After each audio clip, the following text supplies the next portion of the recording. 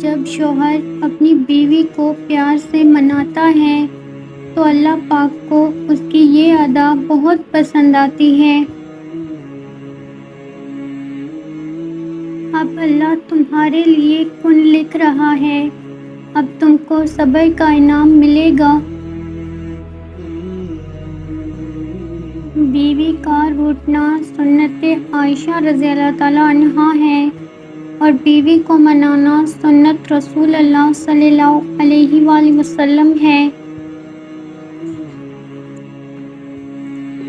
باپ کے بعد شوہر اللہ کی جانب سے عورت کے لیے چنا گیا مضبوط ترین سہارا ہے، اور فجر کی نماز تو اللہ پاک سے وفا ہے۔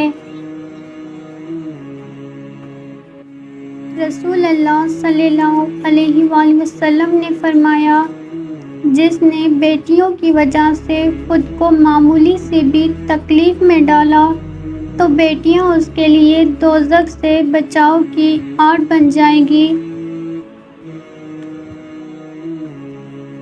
رسول اللہ صلی اللہ علیہ وآلہ وسلم نے ارشاد فرمایا، ابو بکر صدیق رضی اللہ تعالیٰ عنہ میری امت میں سب سے زیادہ رحم کرنے والے، عمر خطاب رضی اللہ تعالیٰ عنہ اللہ کے دین میں سختی کرنے والے، عثمان غنی رضی اللہ تعالیٰ عنہ سب سے زیادہ سچی حیا والے، مولا علی رضی اللہ تعالیٰ عنہ زیادہ بہتر فیصلہ کرنے والے،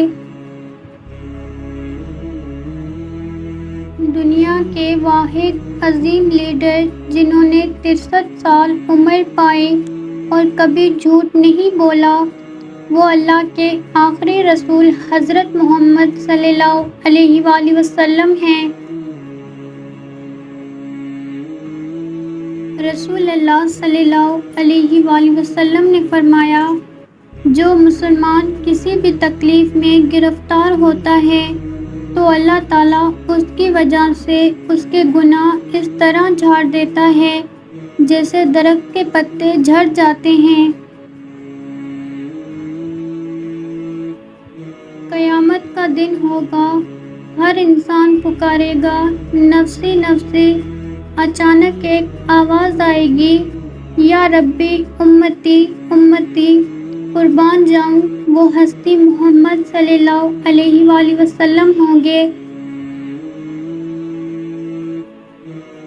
دنیا کی بہترین مصروفیت نبی پاک صلی اللہ علیہ وآلہ وسلم پر درود پاک بھیجنا ہے۔